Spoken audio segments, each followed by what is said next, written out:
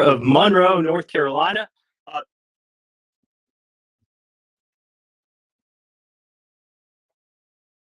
Union County. Obviously, we're not Mecklenburg County. Of Monroe, North Carolina.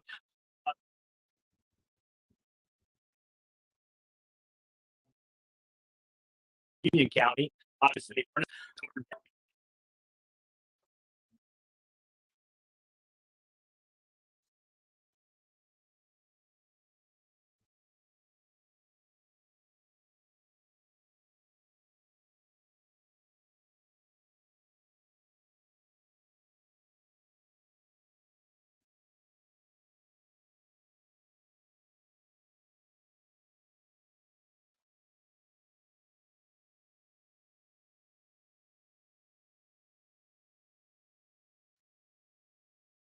back long ago, and I would tell money more so how I was saying.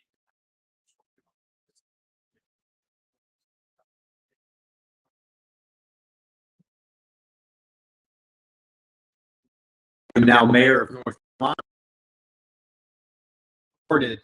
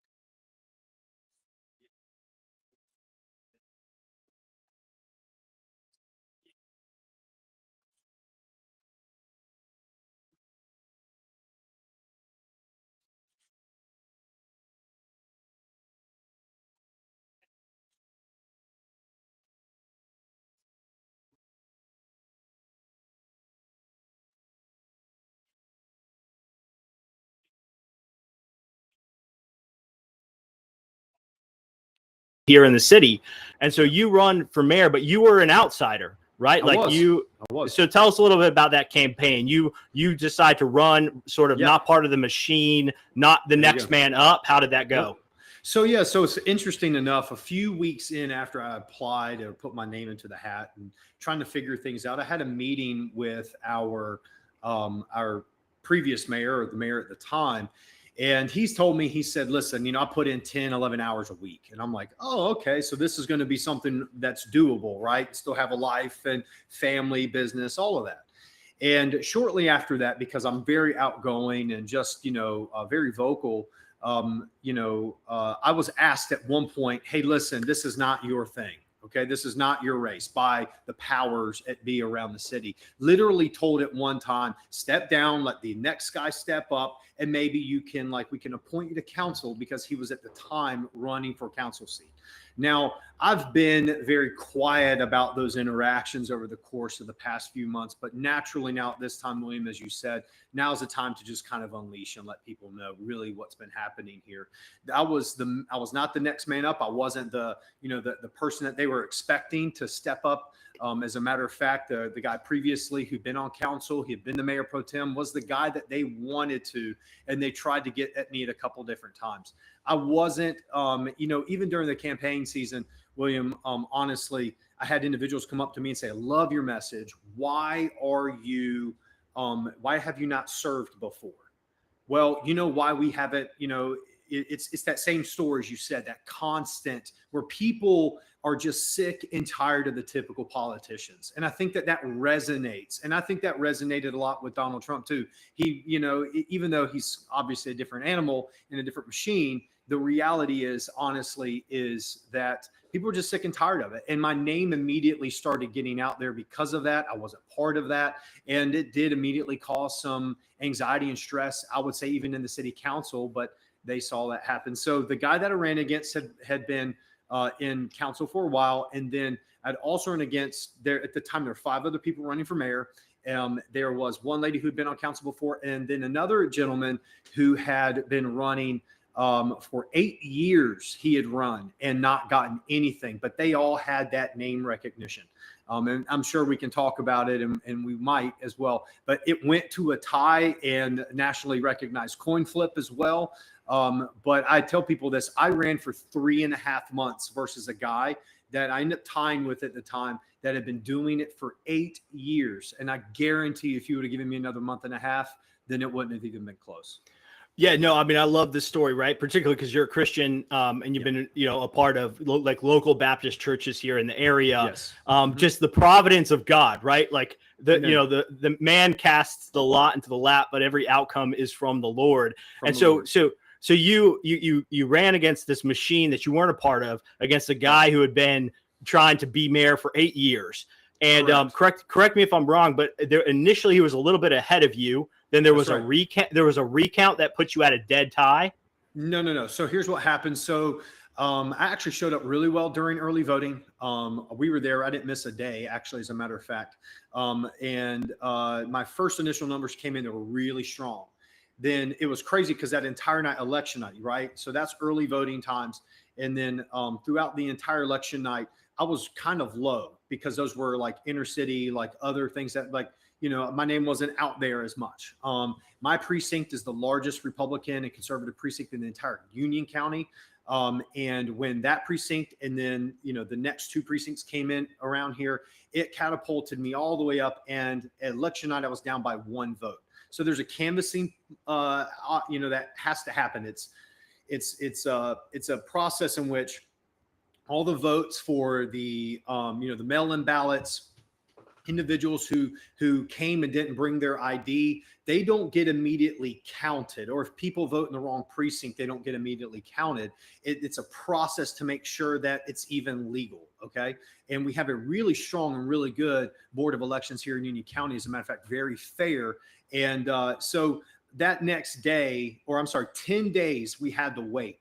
The 10th day, that Friday, all the processing came in. I got 20 votes. He got 19. And that was a shock. You could have blown me over at the time. And so, anyways, I say that to say, it was a very shocking, very unique experience. And then to continue that on, William, I know that, we might get to that, but ultimately they didn't have a provision, they said, for for who calls. It was a coin toss. Who calls the coin toss? And it was interesting because that whole week, we had a lot of people. God's providence was all over. I can get in a lot more stories about this, but God's providence was all over it. And these news broadcasters would come to me and to Bob and say, "Hey, listen, what happens? It's a coin toss. What would you call if it was a coin toss?" And I'm like, "Man, I wouldn't. There's not going to be a coin toss, but I would call heads." So that day when we tied, they said we had to sign over our right for a recount. Okay. So we could get it done right then and there. And I agreed. And then the other guy, Bob, he agreed. And then I walk up to the middle. They said, "We don't have a provision for who calls it." And I literally was about to say heads. And I went up to him and I said, "Hey, Bob, you call it." and then Bob calls heads. And they flip the silver dollar. It hits the desk. It rolls to our side of the room. At the time prior to that, I'd given an individual that you and I know my camera, and so she's recording it too. So there's no election interference. We didn't touch it. Nothing. It rolls around the room, around it, but doesn't hit anything. Doesn't even hit the coffee cup that it lands beside. Flips over his tail. And it was God. It was God's ordination. I knew it immediately. That was a mandate from him. Yeah, well, no, I mean, it's just such a fun political story, right? Because it's not every day you hear about somebody assuming an elected office, mayor, whatever, off of a coin toss. I got to ask you, I want to get in, there's a lot more to get into, but I want to ask you one question about that. Sure. Because in light of recent events where how the city council is really, I'm going to use the word persecution throughout this throughout this podcast. I'm going to say that the members of the city council are persecuting you for your faith. And they're trying 100%. They're trying to strip you of your First Amendment freedom of speech and religious liberty that carries over with you as a citizen of the United States into this elected office of mayor of Monroe. But I did see that this guy, because you've been in the news recently, the guy that you beat on the coin toss is trying to claim that he is still also like the mayor-elect or something. It's like over a year later, he still has sort of like a bitter take on it. I mean, that's ridiculous. He's trying to claim like you're not actually the mayor. Is that what's going on? No. You know, here's the deal. I don't take silly things like that, personal, to be honest. I think a lot of my supporters kind of like rail on him a little bit, but then he does the same thing, whatever. It, quite honestly, it's, you just need to pray for the guy. Okay. Like he's that guy that almost got there and then he didn't get there after 8 years. I actually have a little bit of sympathy towards the guy. He is one of those individuals that, and I'm sure we'll talk about it, that it's good that we now have partisan elections, because he's that guy who will tell everybody he's conservative in front of this group and then tell everybody he's liberal in front of this group. And so one of those things I think that, he's wanted to be in a position like this for a long time. And I think he's still kind of holding on to that, right? That, that he had the same amount of people, vote as me. He didn't make it all the way, William. And I think that that's really just gotten to him. And so it is what it is. I honestly don't care. Let him have mayor-elect title on it. He's not the mayor. He, just who cares? Who cares? Okay. Well, it was funny. So you took office. When did you take office? What day? I took office December 12th, 2023.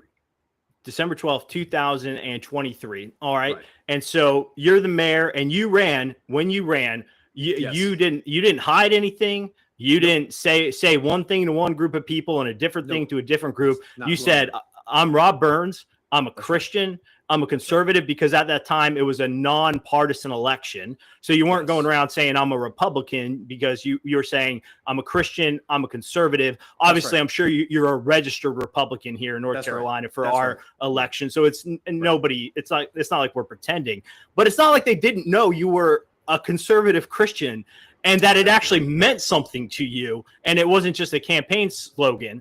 And so that's the key. That's the key. What you just said, that it actually means something to me. Right. And so in June of 2024, you released help me get the wording right. A proclamation. Was it a proclamation? That's right. You released a proclamation in June of 2024. So this is about 6 months after you've been in office. Right. Celebrating the anniversary of the overturn of Roe v. Wade. That's right. It was a beautiful proclamation. It's funny, Rob. I said in one of my other posts about this, I was like, it's about the most normie, and I don't mean that in a bad way, but it's not like it's not like it's edgy. It's not like it's pushing the envelope. No. It's like, if you're a conservative Christian in America, don't you want this is such a normal thing. And so you were elected to do it. So you issue this proclamation and celebrating the overturn of Roe v. Wade, the saving of lives of unborn babies. Amen. You even expressed sympathy in that proclamation and concern for women who have had abortions. And so I thought your wording was very, very kind. Dude, what happened next, man? Because that blew up in your face, did it not?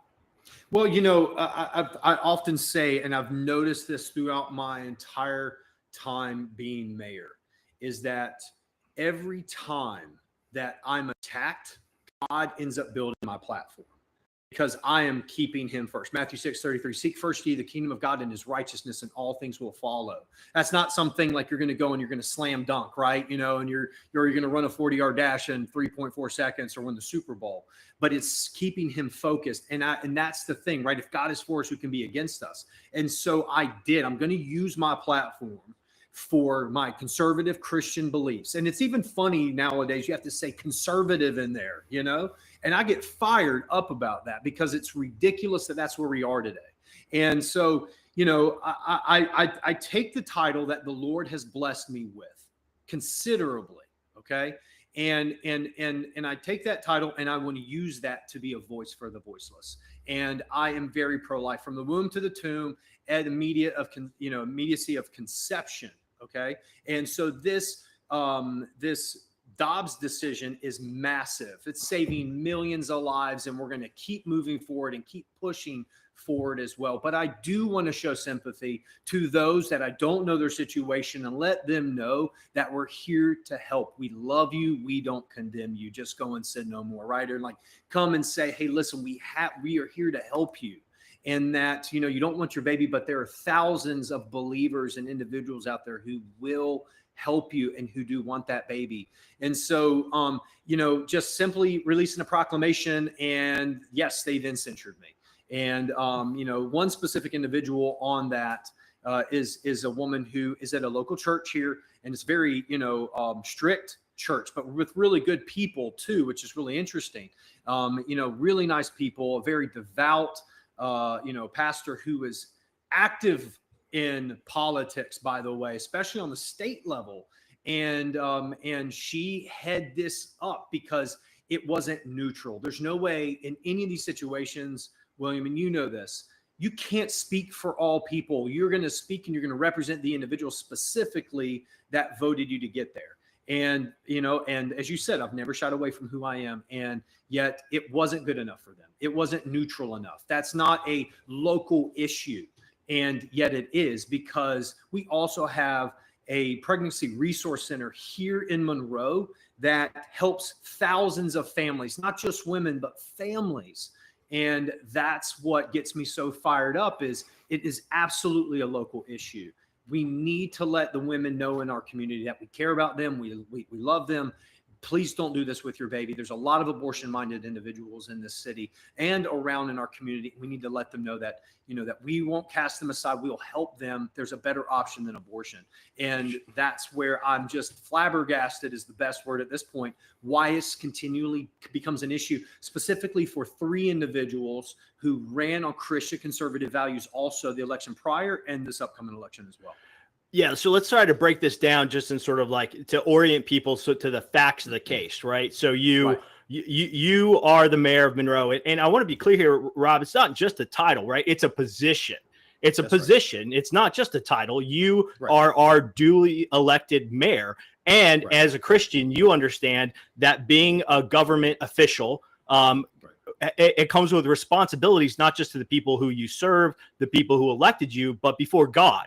Like you are required before God, per Romans 13:1-7, to be a terror to evildoers. That's the words that's used there in the text, and to do what is righteous, right? To be righteous. So when you are using your position, not just your title, your position as mayor, to celebrate something as righteous as the overturning of Roe v. Wade, celebrating the Dobbs decision. I mean, I don't know how anybody could launch a legitimate criticism of that. But so this gets to the composition of the council, right? So there are 7 people on the council, correct? Mm-hmm. Yes, and I'm one of them. Yes, and you're one of them. But ostensibly, there are 3 people on this council who ran saying they too were conservative Christians. Is that correct? That is right. That's Julie Thompson, Gary Anderson, and James Carr.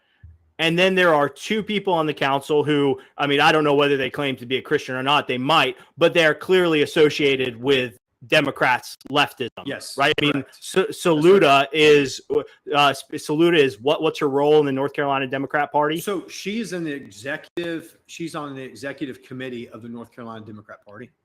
Yeah, right. And then the 7th guy is James. No. And then the other one is David Dotson, and he ran the same election that I did, and he got in. and he is a police officer from Charlotte-Mecklenburg.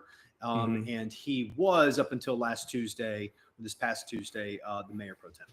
Right. Good guy. But so Christian, conservative. Yeah. So me and him see eye to eye. Yeah, but so this is just what's so crazy here is you would think, without knowing everything we're getting into now, that the city council has a majority of Christian conservatives on it, a 5-2 majority, you would think. Yes. But when you did something as simple as celebrating the end of Roe, one of those self-identifying Christian conservatives, Julie Thompson, she's the one who led the charge to what did they do to you after that? They censored you. Yeah. And then they took away your ability to make official proclamations. Yes. So it was kind of like a 3-2-1 punch. Okay. So the first one was they took away my ability to make proclamations. Okay. And what was the vote on that? Give us the vote breakdown. So 5-2? Yes, everything on this was 5-2. Every bit of it was. It's 5-2. So they took away my ability to make proclamations under the guise of telling people I did it incorrectly and didn't have a process for that, which I followed the same process that has been in line for 30 years. Okay. All the mayors before me have done the same exact thing, and which is on occasion, you might even mention it to the council, but it was not processed that you had to get it cleared by council or voted on by council. And so what you would do is you would write a proclamation, and you would actually, though, you would send it before sending it out, you would send it to the attorneys. And so what I did is exactly that. I sent the first proclamation to the attorneys. They spread, like Julie Thompson and all of them, they spread all of these lies. Okay. And I keep specifically pointing out Julie for a reason, and we'll get eventually to that. But James Carr is the massive one in the lie, that's all these lies. Okay. And so the whole council, let's just say, other than me and David. And so anyways, I got the process through. I pushed it through to the attorneys, Will, and literally not joking they sent it back and they said it's too evangelistic. And there are some rules that you have to, I guess, abide by a little bit, right? And so it was too evangelistic. So it's like, okay, so they sent it back. They said, make these changes. And I thought long and hard. I'm like, I'm not going to do that. If they're going to censor me, then I'll just be angry about it. I was like, you know what? I'm going to do that.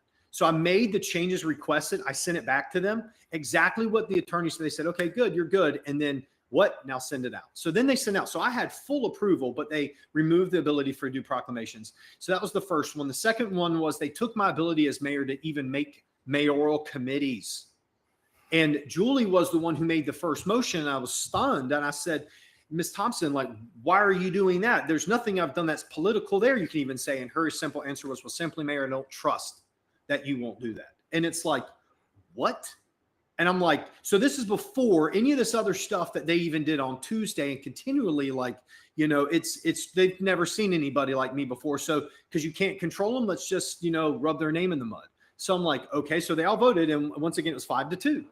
And then finally they made they censured me for the way I've spoken on social media and all this other stuff, things that are literally First Amendment rights. Was the censor vote just on the proclamation, or was about your other social media posting? It was on the proclamation. They're going to tell you that's not true, but that's not the only thing, but it was, because they had things that didn't stick, by the way, for months, that they've been trying to do those specific 3, but I would say almost all accounts other than David, the mayor pro tem at the time. They were trying to put things through, but when they got that proclamation, they told everybody I was abusing my power. And that's ultimately what they were saying, that I was speaking for the city when I shouldn't be speaking for the city, and that what I was doing was wrong, and I was abusing my power, and I was subverting processes. All of those things, along with comments online about calling beta males and snowflakes. I did that, I do that too. Oh, I gotta pause you here for a second though, because sure, you know what, man, correct me if I'm wrong, but I seem to recall that the way that we hold elected officials accountable for a so-called abusing their power or saying things that people don't like is through elections. I hadn't thought about this just too much until just now. What these city council members are doing is they are actually being incredibly undemocratic. They are the people of Monroe put you in this position, and they know what you believe, and you will face an election again in the future. And if they don't like it, if they don't like your social media posts, if they don't like your proclamations, if they don't like how you manage the city, man, they can vote you out. But it is not the city council's job to try to act as some sort of like, well, I guess they're elected too, but to try to silence the voice of the voters who put you in that place. It's just insane. Yeah. What a great way to put it. I mean, they're constantly trying to illegitimize the people who voted for me. And, again, I'll go back to the fact of how God is continually building this platform, and then what he's doing and what he's doing through what they are doing, right? Because every time that they make these moves and they do this stuff, it only gets my name out there more, and I was on Not the Bee right after that. I had multiple interviews and phone calls and stuff, but now like my platform has even grown even more this year, just as time goes.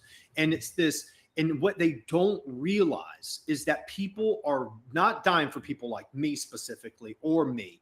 I'm saying they're dying for people that have a backbone, willing to get into politics and stand up to this type of behavior, that it resonates. And when you say silent majority, the silent majority is not as silent as it once was. And it's because of these types of actions. And that's what we want. We want to improve that. And we want to push people to say, hey, come out and vote. But I can tell you right now, you're absolutely right.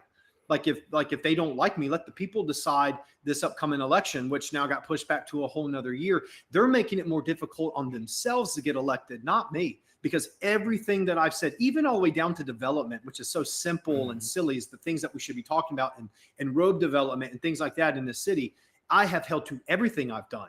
And really funny enough, the others have not.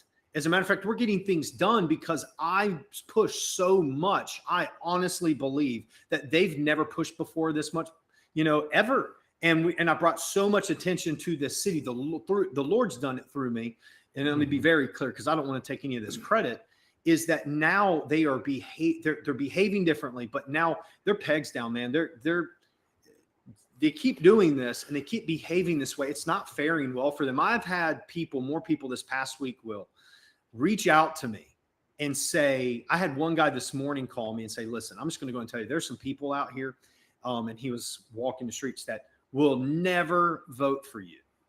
But now they're not voting for any, but like, it's kind of like now what they're doing is taking a step back and saying, I'm not voting for any of these other candidates. And I'm surely not going to vote for these people. Like, that's what's happening. And our current council just doesn't see it. So we'll see the ballot box or the voting. And I'll tell you right now, it will happen. They will all go out 100%. Well, Lord willing, but let's keep moving through. So it's like, so this was last June. Yeah. Again, I just want to repeat it again for everybody listening. You do something as basic, as simple, as Christian, as conservative, as celebrating the end of Roe v. Wade, the Dobbs decision, and then 3 fake conservatives on the council joined with 2 committed liberals to censor you for it, to remove your ability to make mayoral proclamations and then do some other stuff on committees. But that's not the last controversy. June's the month you get in trouble, man. And so then there's been a couple other issues that have continued to percolate here in our city over the last year. One of them is this all-age drag show issue, which really is insane. I feel like any red-blooded, American Christian conservative father or mother, this is the kind of stuff that drives them into politics. When I learned about it, I couldn't believe it that it was happening. So talk to us a little bit more about that, because you led a charge to try to put an end to that, an official end, using authorities that the city council could have to put an end to it. Instead, you got sort of like a behind closed doors, but also public handshake agreement that this, venue would stop doing it, but they could start doing it again at any time. Yeah. And then I was there at the city council meeting when you and David put forward, sort of a resolution or something to say, hey, let's keep studying this. Let's look into it further. Let's find the authorities we have to shut this down. And again, you lost that vote 2-5. So just tell us a little bit more about that and how that showed you how these so-called conservative Christians on the council aren't really that conservative or Christian at all. So let's go back, all the way back to the month before I was, I won the entire election. Okay. And we noticed very simply that all of a sudden that same place that did it, like kind of rubbing it in everybody's face, specifically the people that were going out and protesting. And we're not talking about picketing and yelling and no matter what they say, it's just literally standing there and telling people, don't show up, don't go in there, and doing it. And, it was crazy, but standing out there protesting, all of a sudden it just stopped, William. And come to find out, it's because it was through a handshake, and you cannot convince me otherwise. Like, they'll tell you that they went and they talked to him and that we did everything we could. No, they didn't. They were scared to death of me because, again, when I say they could see the way in which the wind was blowing, they could see that people were sick of this, and that what they were doing was at the same time promoting me, because they were doing other things also. That same establishment was coming after me. And they realized this is not doing good. This is not helping our hand-picked next guy. And so they stopped. I'm telling you, if I wasn't here, they would be doing it again. I absolutely believe it. So for months after that, a year or so, we've had plenty of people come up, a few individuals, who are very consistent and very loyal to that cause to make sure, stop doing this, do something about it. And, simply even me going in and doing the research and working behind the scenes and trying to figure out what we can do. Our attorneys were like, really, Mayor, there's really not a ton we can. It needs to go to the state, so on and so forth. So this past year, at the beginning of the year, Councilwoman Thompson came to me because it resonated with her when one of those individuals said, during her comment period time, William said, "We are all watching you as it's election season coming." After that meeting, she came up to me. She said, "Mayor, let's do something about this." I said, "I have an idea." Because here's the reality. We already have obscenity laws in the city of Monroe.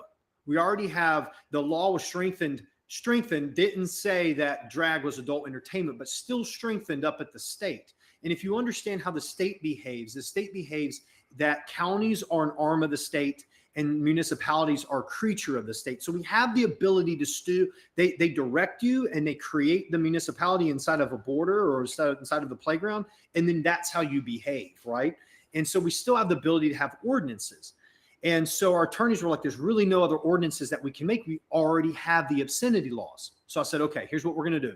We're going to take all this information and we're going to go to, the city council and put it on. I explained it all, even to Ms. Thompson a couple of times. And I explained it and said, here's what we're going to do. We're going to put this on the agenda. It's not going to be specifically just about drag shows, but we want to get more information. And what we want to say is we're going to take it to the right authorities like the DA and the police department and all of that stuff. We're not creating an ordinance. We said it. We even told all of our supporters, it's not going to be an ordinance. The Thursday before the meeting, I get a phone call from James and Julie, and they demanded for me to take that off the agenda out of the blue. It's a true story, out of the blue. And I pushed back and I said, I'm not taking this off the agenda. And then it was like all hell broke loose internally in the council.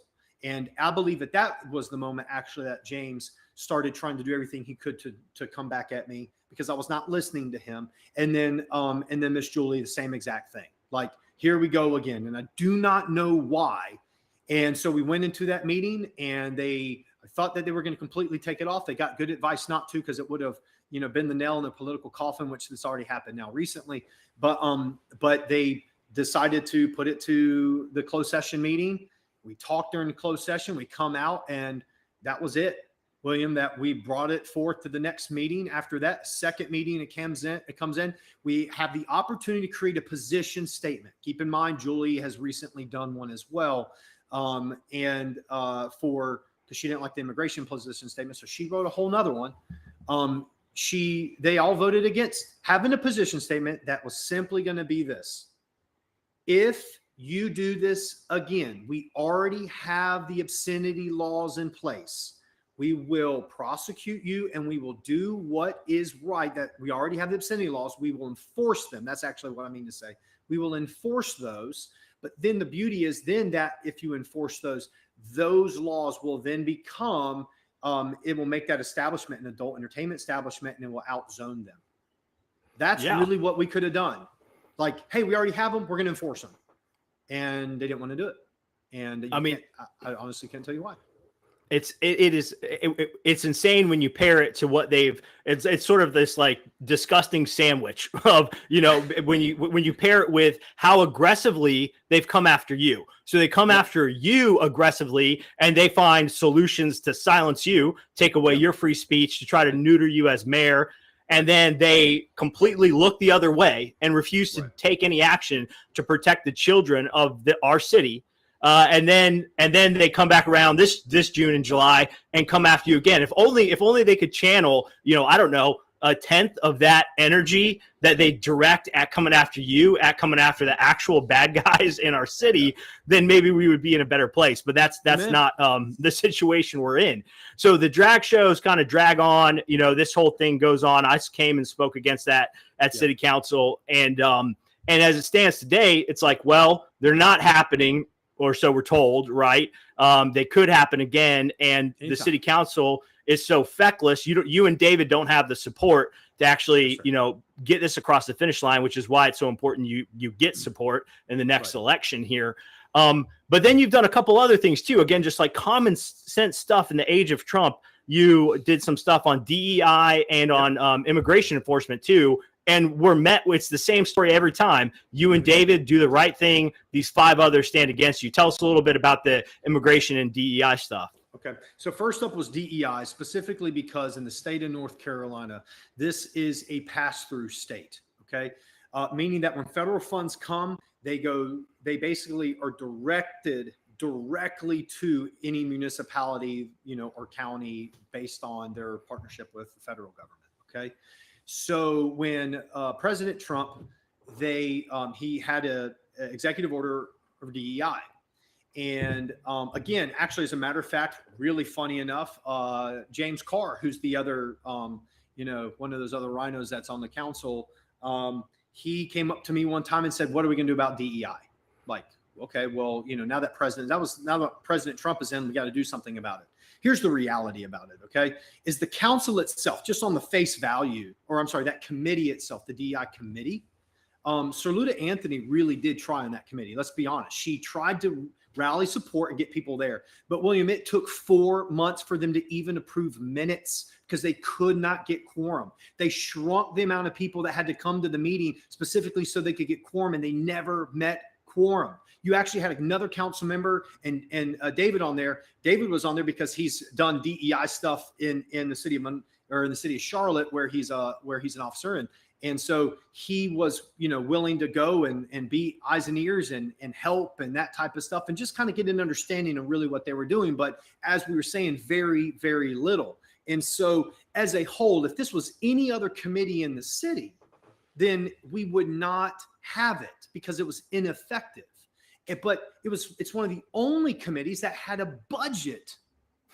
And you're like, okay. And so they're not even meeting to be able to fix or be able to even vote on the minutes. And they were constantly having to cancel these meetings when they were going in. So just on the surface as a whole, it was an ineffective committee. So the committee to study DEI was ineffective. Go figure. Yeah, right. And so anyways, so we got an executive. We saw the executive order, and then our city's like, well, listen, we have roughly $20 million in funds that we're looking for the airport. The airport is a hub of business for our city, and it is. Like, we are one of the largest manufacturing cities right now in North Carolina, to be honest. We have lots of business and manufacturing happening around here, and it's thriving. Our airport's getting that much bigger and more busy. It's number 2 in general aviation in the entire state.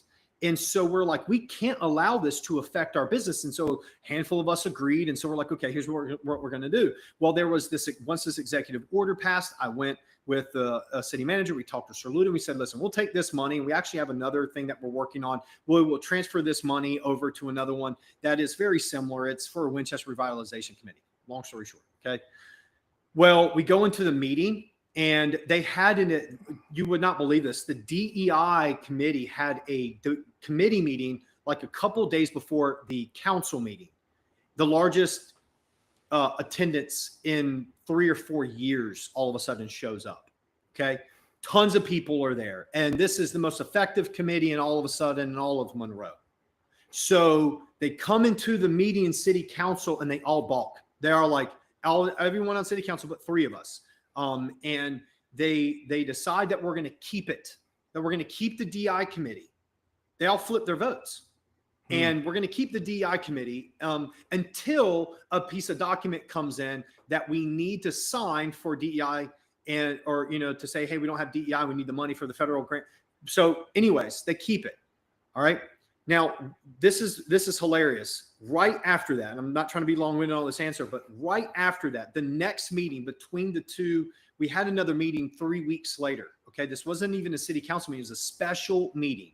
Because what happened is they had another DEI meeting. Do you know that they didn't get quorum that next DEI meeting?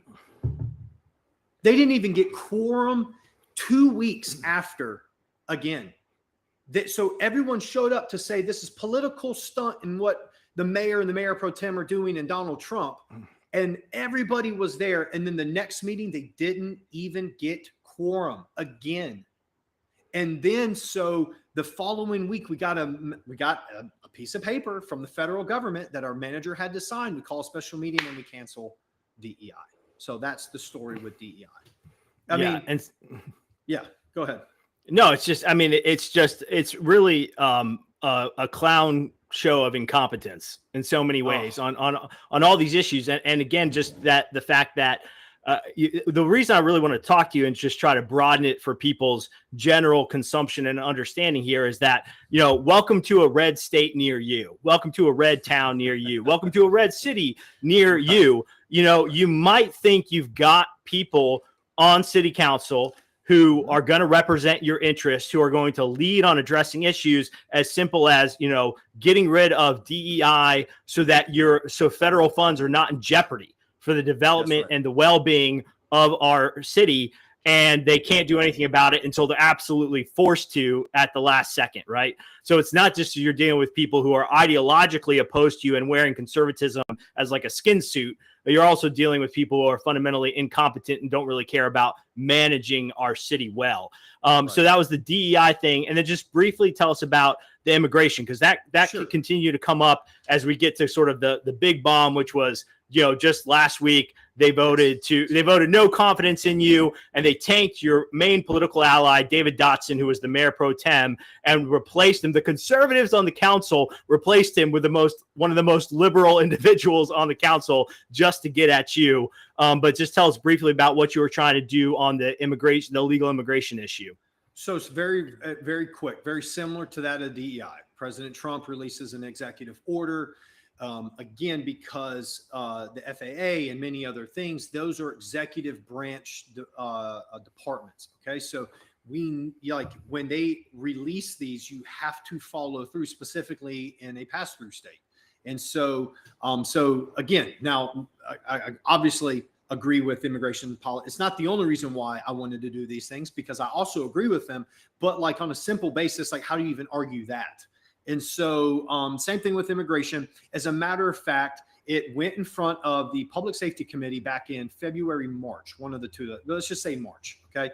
Went in front of the Public Safety Committee in March, whereas just an immigration status, an immigration policy, okay, position statement. That's all it was. No proclamation, no nothing. Basically saying that we're not a sanctuary city and that our law enforcement officers are not ICE. Okay, but we comply with the federal agencies when asked, and to kind of help in that same weirdness, clarify all the misinformation that the left, shoots out there. That ICE is out tracking down everybody. No, their goal is to find illegal, violent criminals. We want them out for the safety of all people. We want them out of Monroe. Okay, we want them out of our state and out of our country. We don't want violent, illegal criminals anywhere around us. We need safety. And that is one of our jobs as a city council, to make sure that everyone's safe. But here's the best part, William. We've always complied. We've always complied with ICE or the federal regulations on this. Okay. So, because we have an incredible sheriff's department here as well, and our sheriff, he don't play. So, anyways, we have this entire position statement written up. You would not believe who's on the position statement or who's on the public safety committee. Julie Thompson and our mayor pro tem, David Dotson. So a couple months later, we end up having, this is about 2 meetings ago, it gets to city council.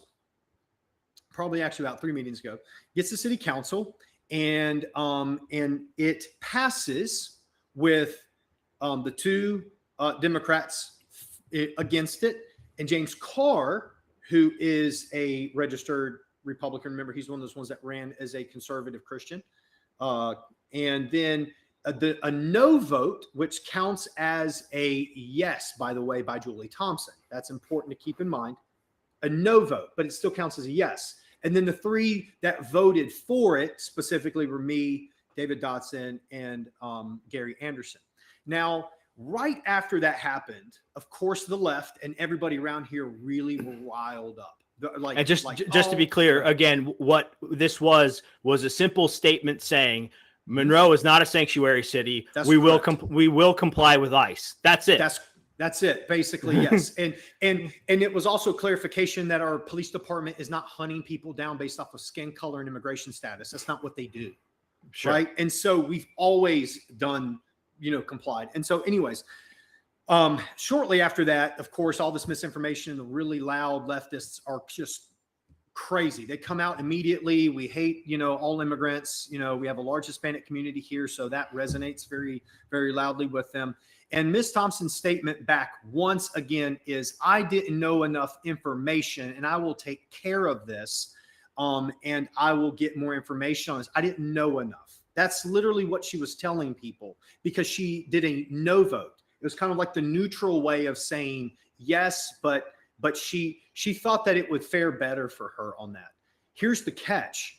Do you know that she was the person who seconded that motion from the Public Safety Committee to even come to council? She's not told anybody that.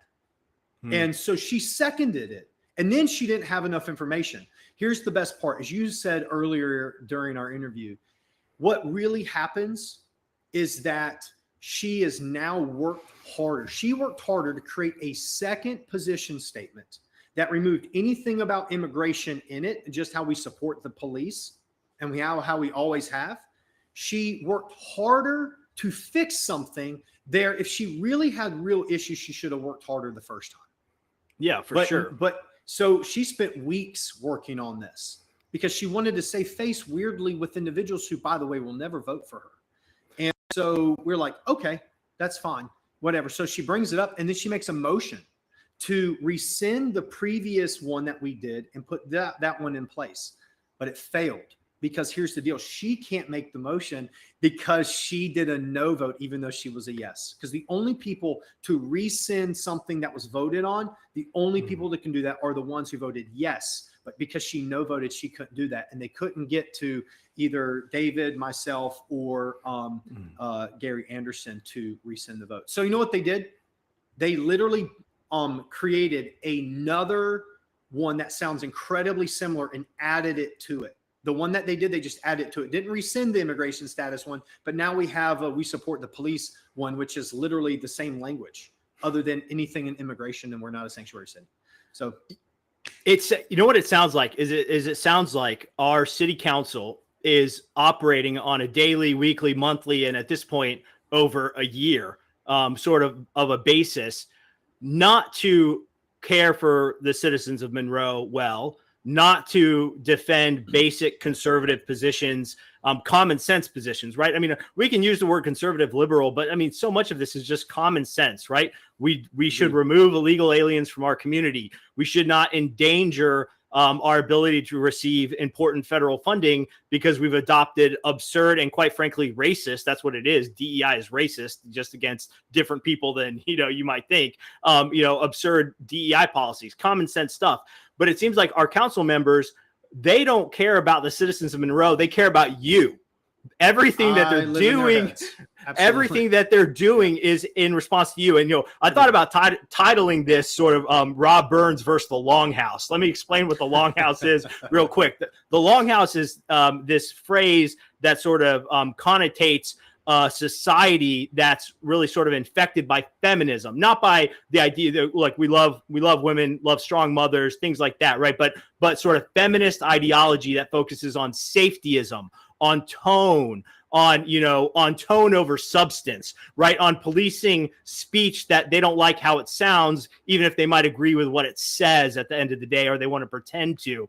And really watching you versus Julie square off, it's really like, Rob Burns versus the Longhouse here. You can't get anything done, not because you're doing wrong things, but just because they don't like how you're saying things, which is insane.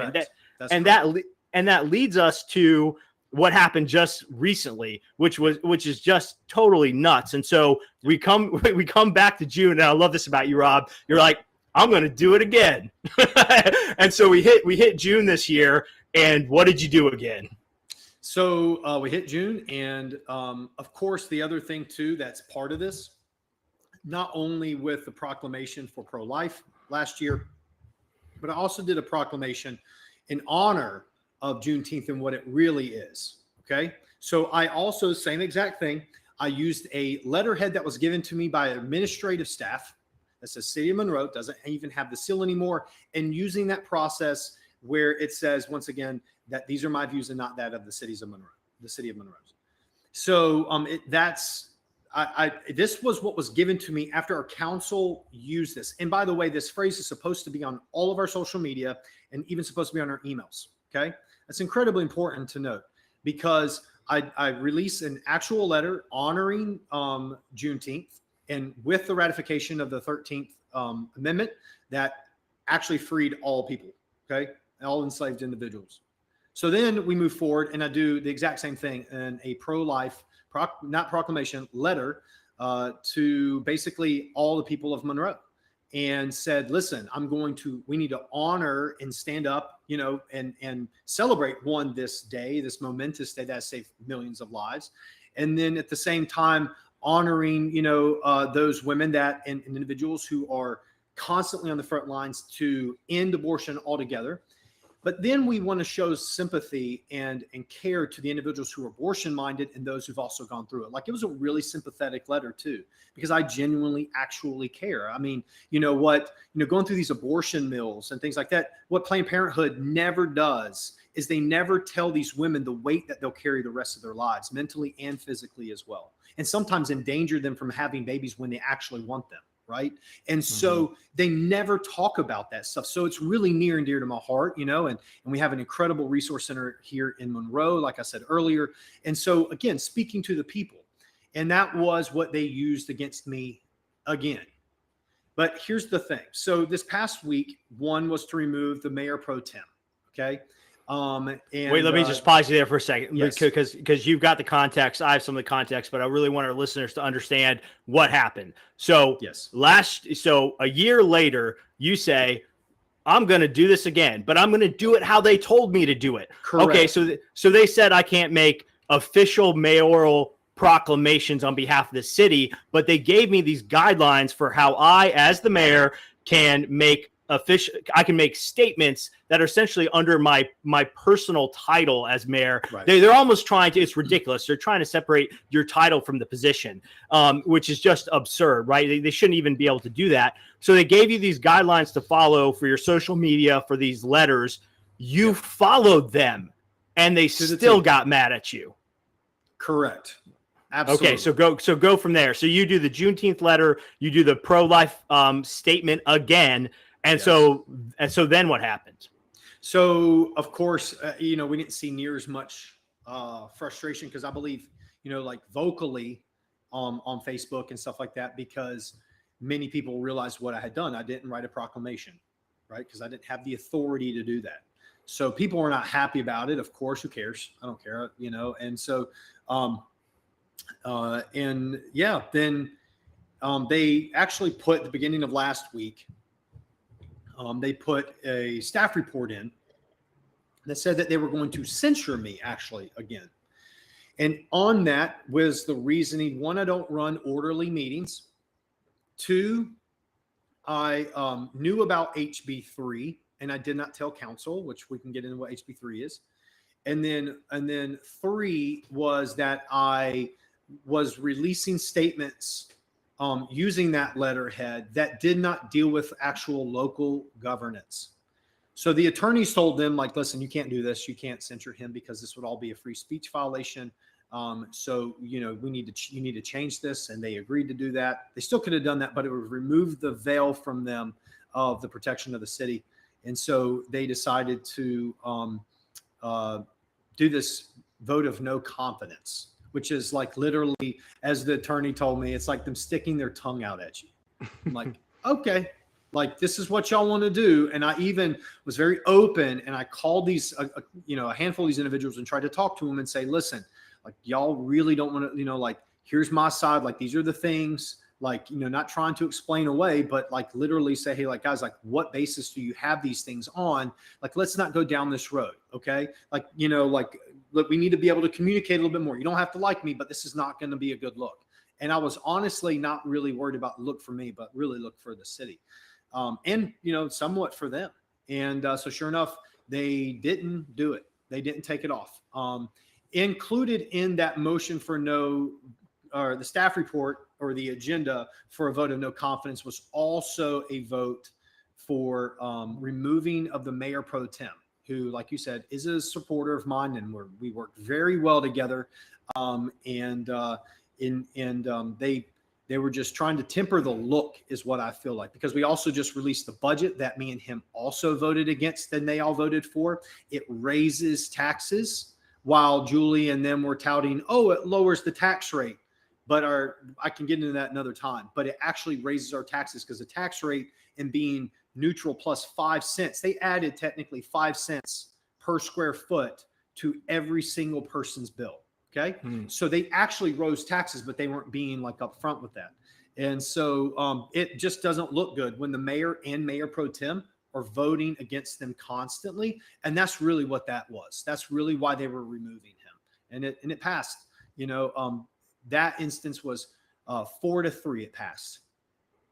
Who did not vote against removing David?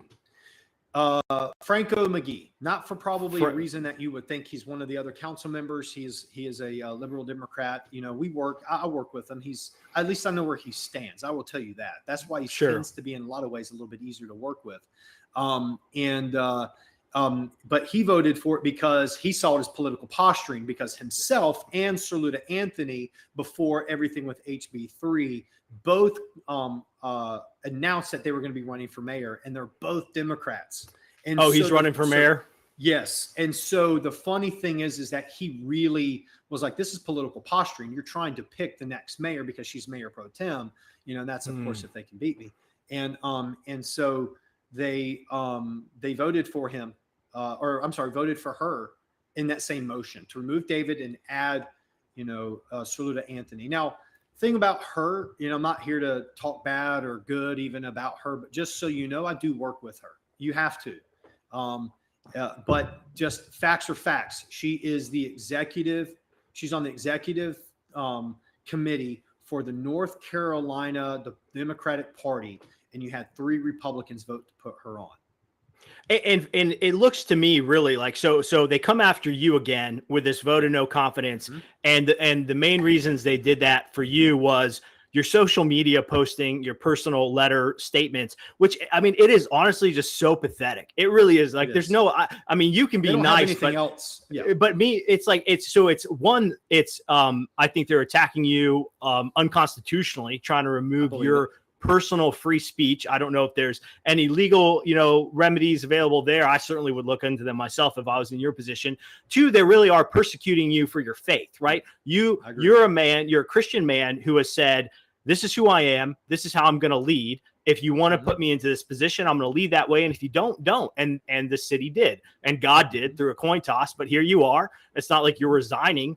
And they claim to be Christians. They go to local churches, and yet they're coming after you for you doing basic Christian things in your position of leadership. It's almost as if I didn't know any better, I would say the city of Monroe is a hostile place to be a Christian elected official. If I was going off of what the city council was doing. To be a Christian elected official, but not a Christian, the thing sure, I would right, say right. is to stand up and say that, I do, love this city and the people. And I do believe that people are tired of it. I've gotten a lot of calls, as I said earlier, in messages and have done quite a few interviews. And a lot of people, even if they won't vote for me, they see the injustice in this and what they're doing. And this is completely backfired on them. Like at this point, there is absolutely no way possible that at least those three will even get reelected. It's just impossible. Now that we have a partisan election, they don't even, you could have any new person show up on the scene, William, and just say, just show me how you vote. I'm not gonna trash these individuals on a personal level, but I don't like the way that they vote. Okay, well let's just look how they vote. Your voting is your record. Stop telling us that you're Christian, conservative, Republican. Stop. They probably fare well, better to be unaffiliated or run as a Democrat, to be completely honest. And so, because they will lose in the primary specifically just based off of their voting record.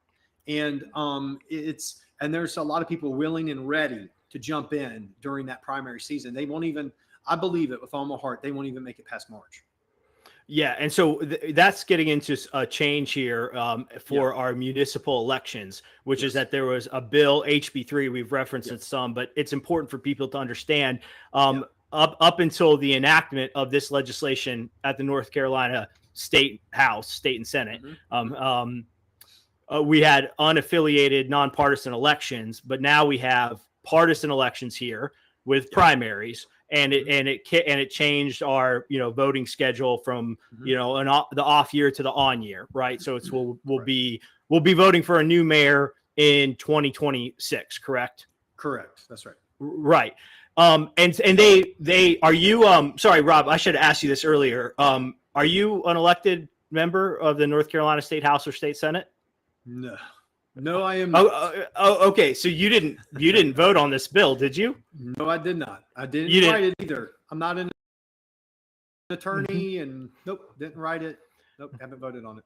But somehow it's your fault, according to them, because I was watching the strategic session online before the public session earlier this week, and they were coming after you on HB3. Coming after you, obviously, on your social media statements, and it's like, well, he didn't have any control over this. It's just like a witch hunt.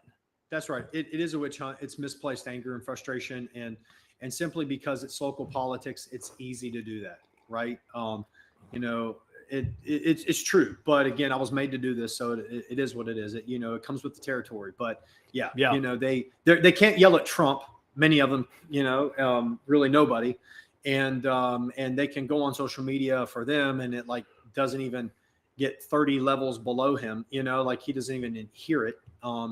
And so, and then on the state side, it's really very similar. It's very rare that you, unfortunately, in a lot of ways, that these guys are going to hear you also. And so a lot of times across the country, on both sides of the aisle, let's be honest too, that the anger comes to the local municipalities. And so that's what this is right now. It was funny because the mayor pro tem and I, David, the mayor pro tem and I, him and I were talking, and right after Trump, he did say, he's like, you understand they're going to be coming after you, right? Because they can't go after Trump. And I'm like, yeah, I know. So yeah, it's misplaced anger. I have nothing. As a matter of fact, it's funny when they say that, oh, he knew all about it. He knew. And they even tried to throw in a resolution that was completely bogus, a whole bunch of lies. We believe it was written by the Democrat Party, or I would say even James Carr potentially, but they might even be one and the same now. And they tried to throw in that I got a message. It was beautiful how it all fell apart though, because we're sitting there and I've been praying. I'm like, Lord, give me wisdom to speak.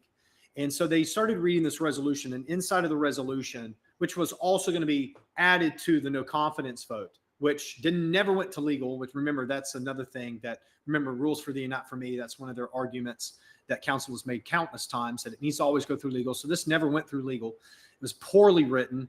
but it was read. And in that, a couple of times it mentioned how I received a message from the National League of Municipalities warning me about HB3 and that I did nothing about it. So finally, when Ms. Cerluda got all the way through, I turned and I asked her, I said, what email are you referring to? Let me be clear. I never saw anything. That doesn't mean that necessarily it wasn't sent to me, but because I don't see every single email. But I went back because she asked for a FOIA request earlier in the day, and I went back and I looked, and so did a couple others, and I didn't have anything. So the fact that it's kept mentioning, so I asked her, I said, Cerluda, who wrote this whole thing? Well, I know who wrote it, but I'm not gonna say. So she wouldn't tell anybody who wrote it. And then I asked her as well, maybe this might be complete, a little bit out of order, but I also asked her, I said, what are you talking about with this letter from the National League of Municipalities? And she goes, well, this came from a really highly, reliable source that has integrity. And I'm thinking, well, wouldn't you have that in front of you? Like, just show somebody like, hey, this was sent to you and you did nothing about it.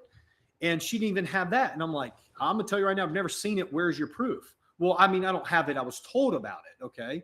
All right. Or something along those lines. Don't quote me on that because, some people might try to. But then I asked her, I said, here's this, because I heard her say something, which was the date, William. And I said, when was this sent to me? Because I could have sworn I heard her say this. And she says, June 9th. And I looked at her, I said, aha, Monroe wasn't even added till June 11th. Wow. So it's all completely bogus, the whole thing. And it was an obvious witch hunt. And let me add to that too, so more people understand that in the meeting previous to that, our councilman, James Carr, who's part of this group, who acts like he's this king, okay? He literally was out in the hallway cussing and yelling at David and I in front of Julie Cerluda and our two attorneys, and started jumping at David, asking him, what are you going to do? Hit me? And we were like, y'all can't be okay with this. And I'm shortening down this whole story, but I basically, told everybody this on Tuesday. Like, if that would have been David or I, they would have had a special meeting. He would have been fearful of his life. He would have maybe tried to file a police report, all of this stuff. And we would have been censured. We would have been publicly ridiculed. And Julie and Cerluda, who were witnesses to that, did nothing. So yes, it's a witch hunt. It absolutely is. And it's completely baseless what they're doing. I knew nothing about HB3. I've talked to plenty of people because I believe partisan elections are a great idea to add transparency and accountability to our elected leaders. And yet I had no idea about HB3 coming. And here we are, they had no proof. I followed process, and they don't even follow their own rules of engagement that they were trying to get me on and running a civil matter or civil meeting. And I will challenge anybody this. I know more about Robert's Rules of Order than they do. And yet they still went through it as completely baseless. Yeah. Well, I mean, it really is hypocritical, right? That's a good word to use to describe so much of what you've been going through. But as we get towards the end of this conversation, because we've gone through a lot of sort of intricate, some intricate details of things happening at, the Monroe, North Carolina City Council. So why do people care about this, right? Well, I mean, these issues matter to everybody, right? The issues we're talking about are free speech, pro-life issues, DEI, immigration, and then just sort of this ridiculous question of being like held accountable for things that are completely outside of your control, HB3, something that you had nothing to do with. But, as I've watched this saga unfold here, and, people know I've mentioned I live here in Monroe, right? So you're my mayor. As I've watched this unfold, it's really just, I pulled the camera back out and it struck me how like this dynamic is present in so many places. Like we see what's happening with Trump. People across the country respond to a Trump-like figure well, bold, outspoken, unapologetic, doing what's right for the people that he is, elected to represent.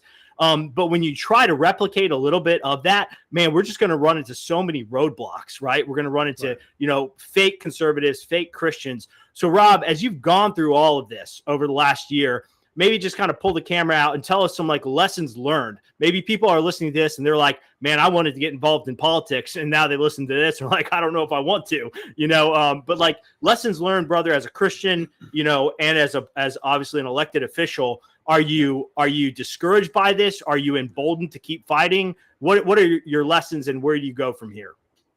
It's the latter of what you just said. I'm even more boldened now at this. I have seen God's hand on all of, like, my entire race, from the time that we were campaigning to the coin flip to how God has used everything for his good, everything for his good.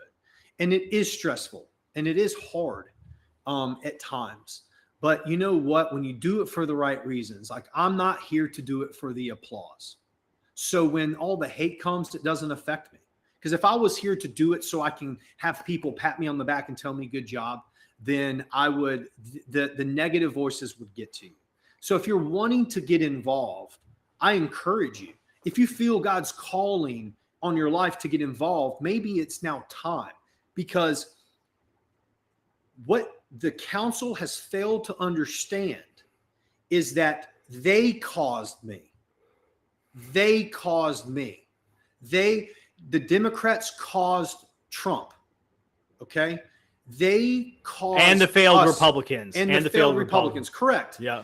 And please understand, people are tired of these antics and they see through them all the time. And you could say that I'm politically positioning myself. No, I'm not that smart. I'm not that great. I'm not. No. But our God is. He's in full control. I often get like, some people come at me and they're like, man, like, how many people do you have working for you? And I said, one, and I'm really working for him. He's organizing all of this stuff to happen. Like, he's swaying, they give me this weird credit for working because I believe in partisan elections. They're transparent, fair elections. That's what our platform should always be. Republicans, conservatives, I would say Americans should want transparent elections. And they're giving me credit for swaying the hearts and minds of everyone in the Senate and the House of Representatives up in Raleigh. There's only one person who can do that, and that's Jesus Christ himself. And so they don't understand. And if you feel like God is calling you to do something like this, I highly encourage you to do it. Because I'm telling you, when you're weak, he is strong. It's not always easy.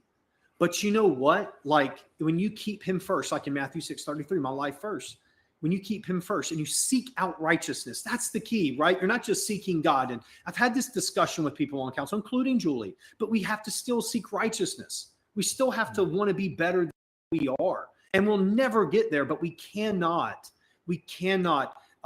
sustain this idea of apathy. Oh, well, we're just going to go along to get along. No, sir, that is not how you behave. And then what happens when righteous rule? What does the Bible say? The people rejoice. Mm-hmm. Our downtown, our city right now is thriving with new business. Thriving.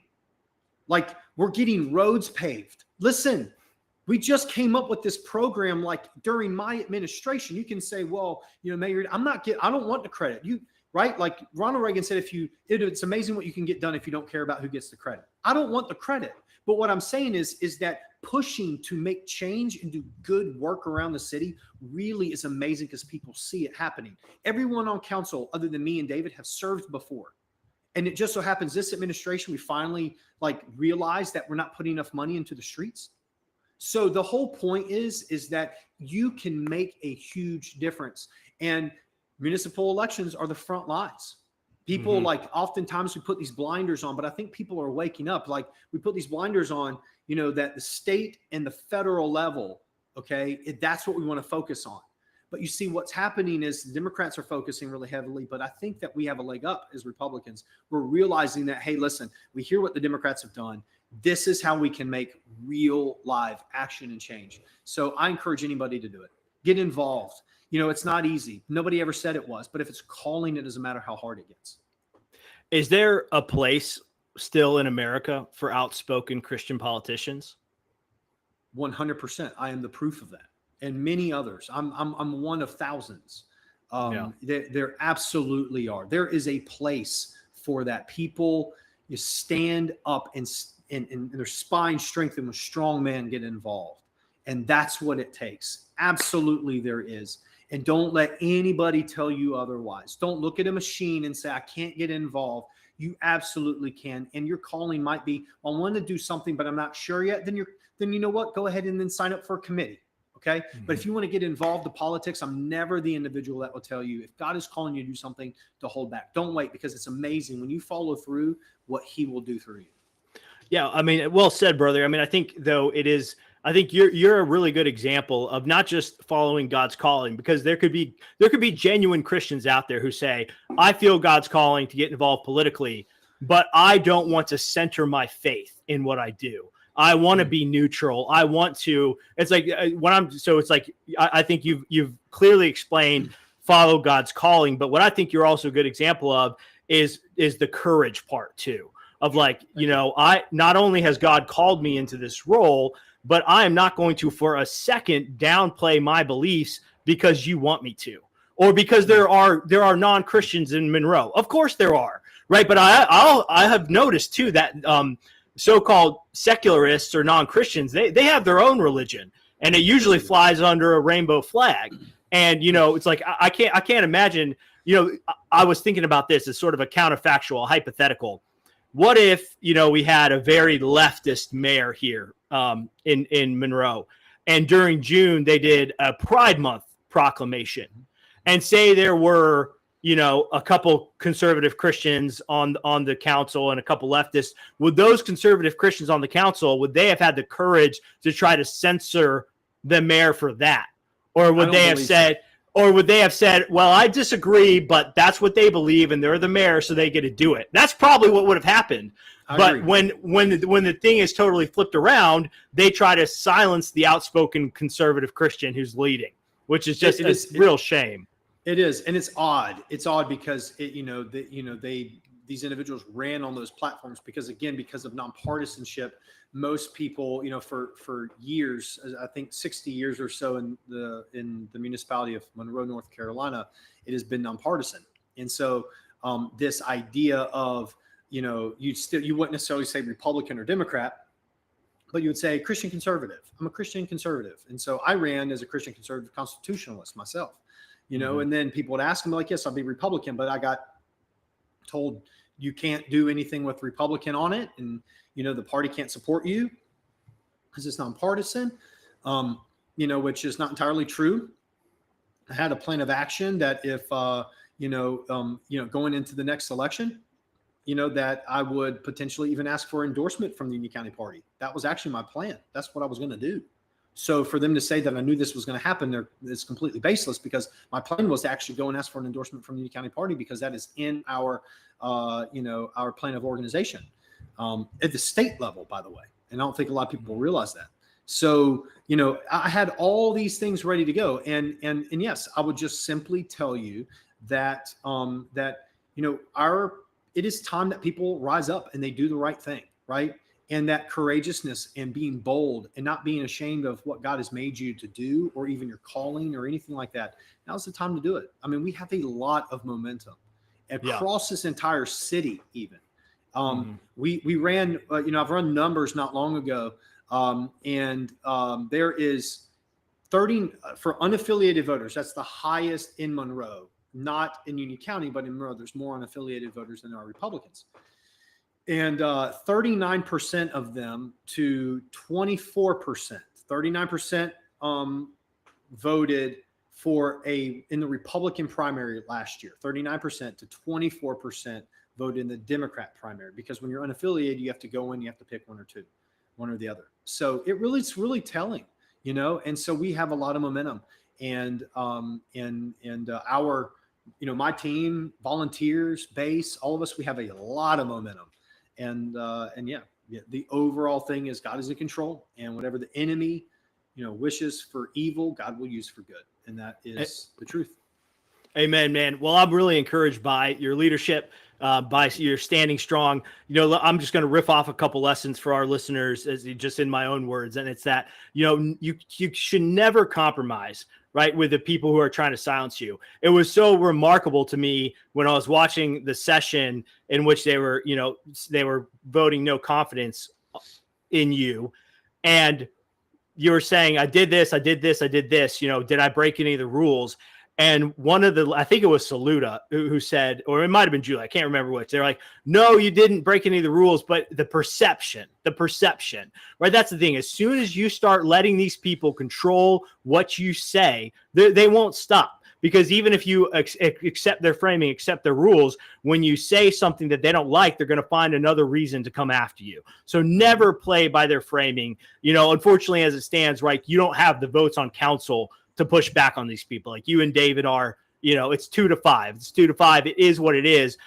You know, until the next election, right? And hopefully we can get you guys some support there. But never bow to them. Never let them muzzle you. Never let them silence your conscience, your freedom of speech, your religious liberty when you get into these positions. And we'll see, right? We'll see what happens. You know, there's an election that gets to decide whether our city wants your type of leadership or not. But it's not up to our city council members, right? They're engaged in very undemocratic shenanigans. And if you live in if you think you live in a red state or in a red county or in a red town, and Monroe is not exactly a red town, but it's in a very red county. Pay attention, tune in, right? It's like, I feel like what's happening to you is the type of stuff that happens all over our country. And you're just an excellent example of standing strong under fire and just not giving an inch, man. You haven't given these guys a single inch. I love it. Like they censor you in June of 2024 and you come right back around and do the same thing in June of 2025. I love it, man. So just wait till you see what we do June 2026.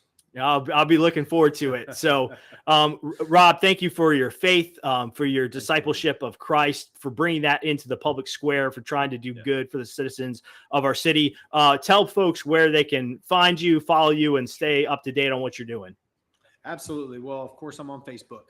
I'm also on X, Instagram, all those, social platforms. Okay. And my handle is @RobertBurns82 on X if you want to follow me, and elect Robert Burns, I believe, on Facebook. I now just created a mayoral page on Facebook as well, which is Monroe Mayor NC. So you can follow me there, and then you can also go onto my website where you can see all those handles, which is electrobertburns.com. So that's how you can follow me. We do a podcast on occasion. I also have a Mayor's Minute that we brief people on that is either every other week, or sometimes if a lot of big events, it will be every week, where we just brief everybody on all the news and everything going on around the city. And I just want to leave with this. Monroe is an incredible city. We're on the brink of a golden era. It's something that I started and said way before Trump did. And so I would tell you that we are doing a lot of really good things. I'm laser focused. This is just the blip. Not even concerned about what happened. It's affecting them way more than it's affecting me negatively. Positively, it's really brought a lot of attention and light to the fact that we need to reset this council. But the reality is that the city business is moving forward. We're getting a lot of great things done, and we're taking care of the people. We're providing safety. We have one of the best police departments and fire departments in the entire country. And so I'm proud to still, and will always be proud to be the mayor of Monroe, North Carolina. Thank you. Well, we're proud to have you, brother. Thanks for joining us, man. Don't leave until your thing is uploaded. I'm going to start our closer, hide us out, and then we'll wrap this up. Thanks for joining us, man. Appreciate you, buddy.